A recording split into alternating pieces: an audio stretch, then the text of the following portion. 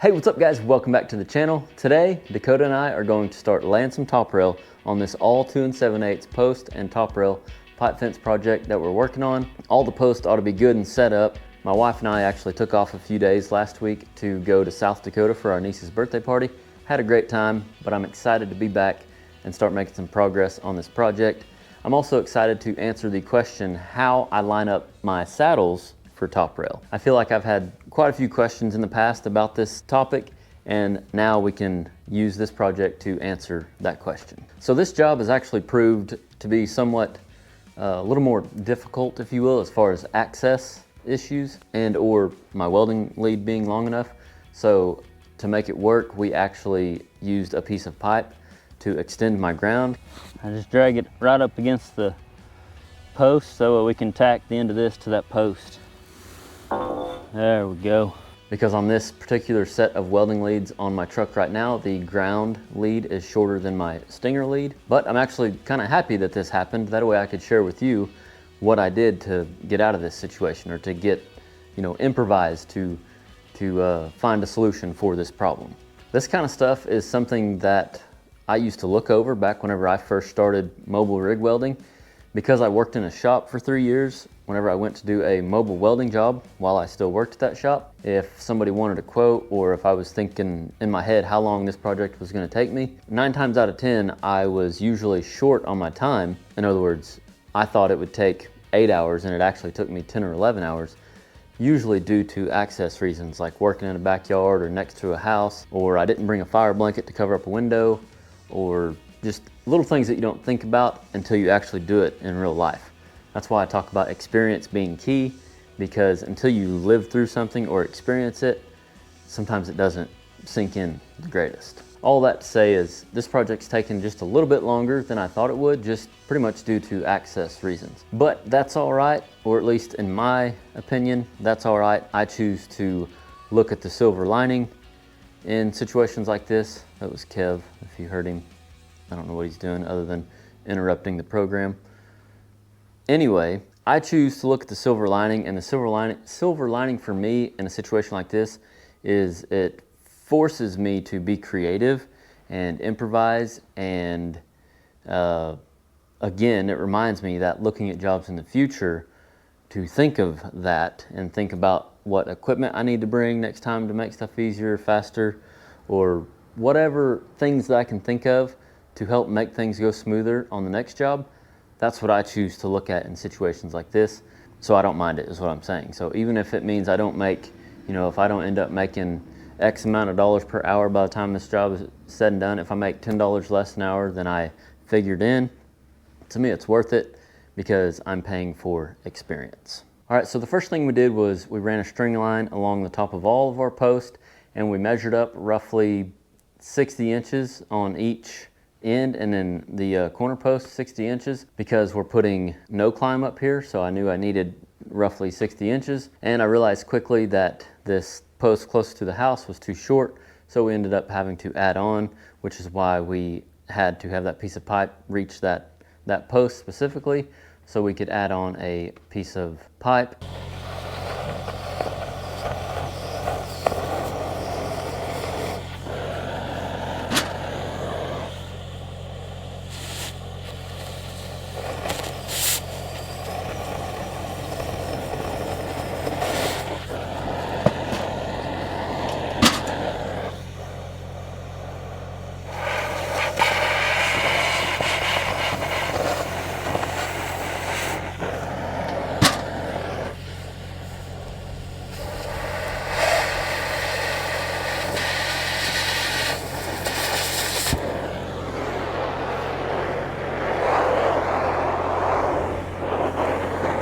Whenever I get, there's some windows right here, it's probably all right, but just out of safety, whenever I get around this way, just put your shovel up here, just make sure it doesn't get close to that window.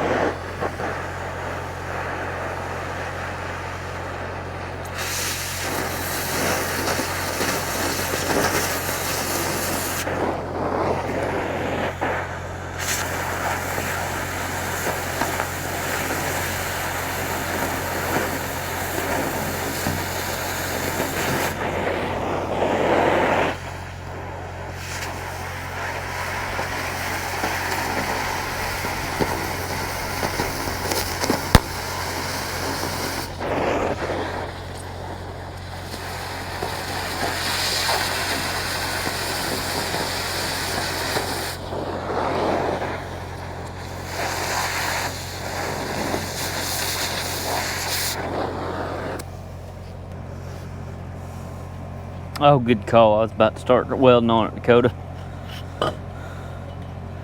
We better do that first thing.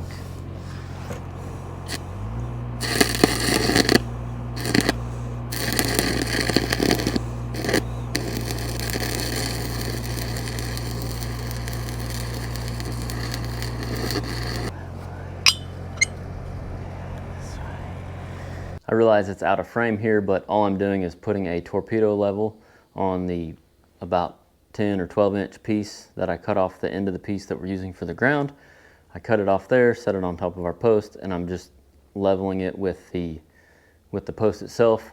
In other words, I'm matching it. The post is level, but if it was just a touch off, I would just make the other side match. Like if the post was leaning a little bit, I would just, on my piece that I'm adding on, I would just make that lean just a little bit. As long as the bubbles match, and I do that on two sides of the piece of pipe, and then I tack it off and I make a weld. Just like I've mentioned in the past, I'm using 532 8010, and I'm putting more or less just a filler pass to sew up any gaps. And then I go back around with that same rod and I put more or less a cap, because we will end up sanding this down. That way it's nice and smooth and look essentially like we never added anything to it.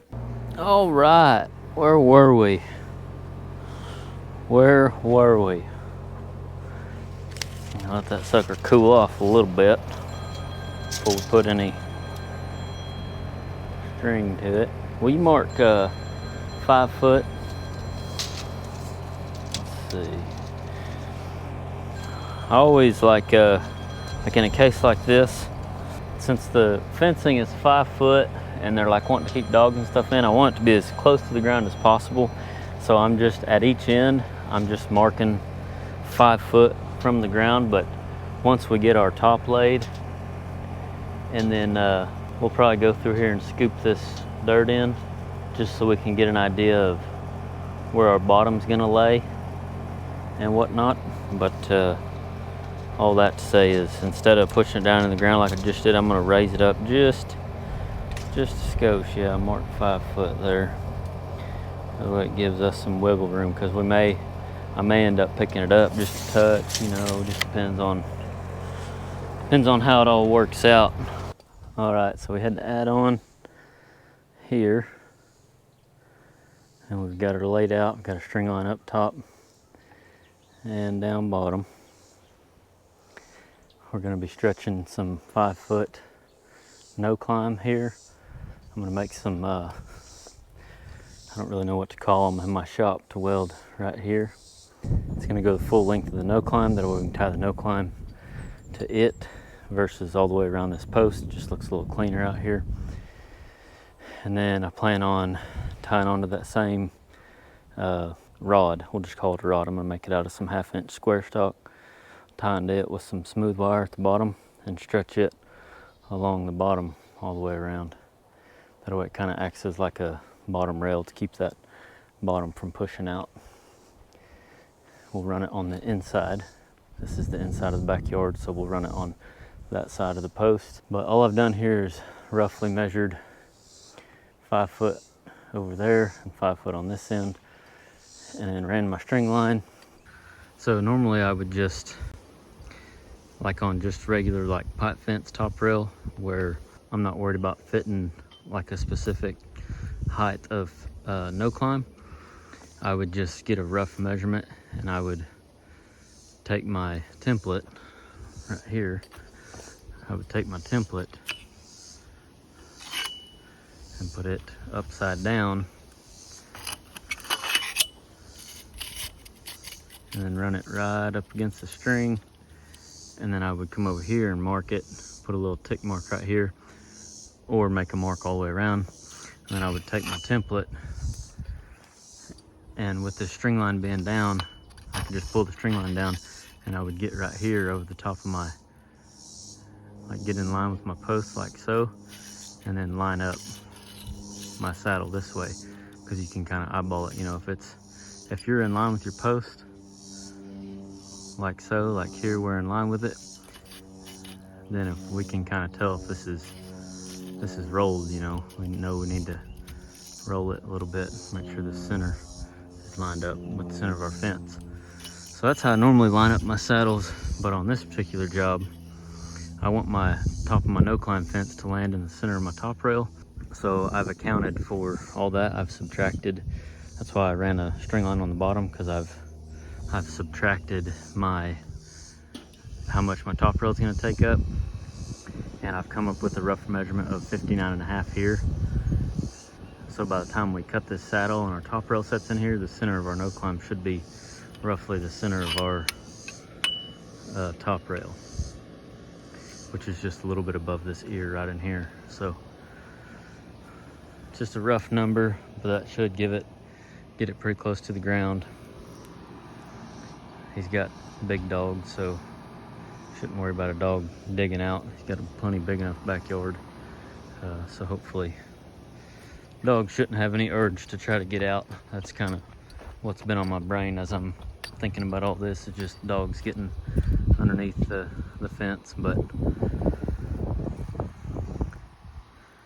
anyway, Dakota's went through here and backfilled all our holes. That way I could get a good string line on the bottom like we did here, kind of get an idea where that bottom's gonna run. And yeah, so we're just laying out our top rail. Once we got everything marked and laid out, we went through and cut all of our saddles.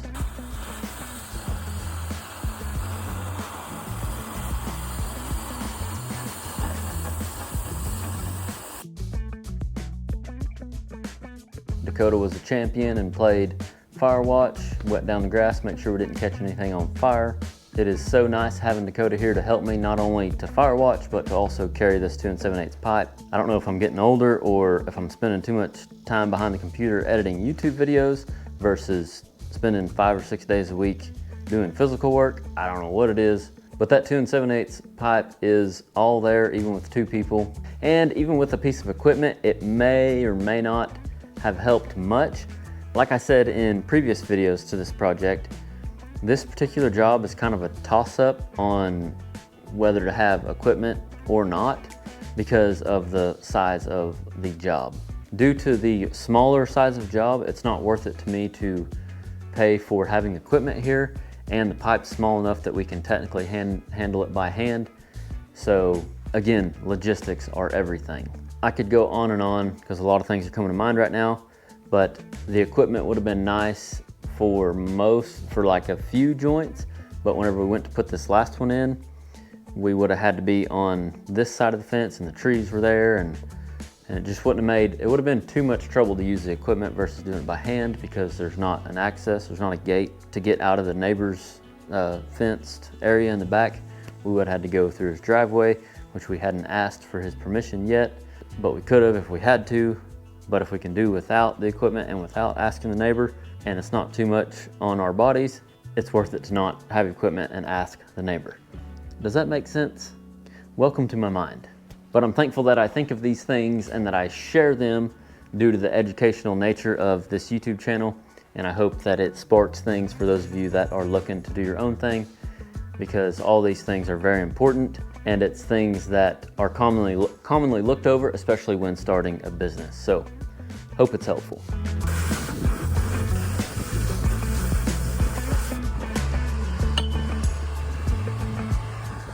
Once we got all our saddles cut, we went ahead and saddled a piece of top rail and set it in, but then I had to trim it back because this particular section of fence, it was at an angle, so I made that fish mouth, the saddle, a little bit deeper on one side than I did the other to help, but I actually put too much of an angle, so there was a gap on the bottom, so I had to come back in and trim it out a little bit. Got it fitting good. Then I went to the other end of the top rail, and about 6 or so inches past one of the posts, I went ahead and made a cut.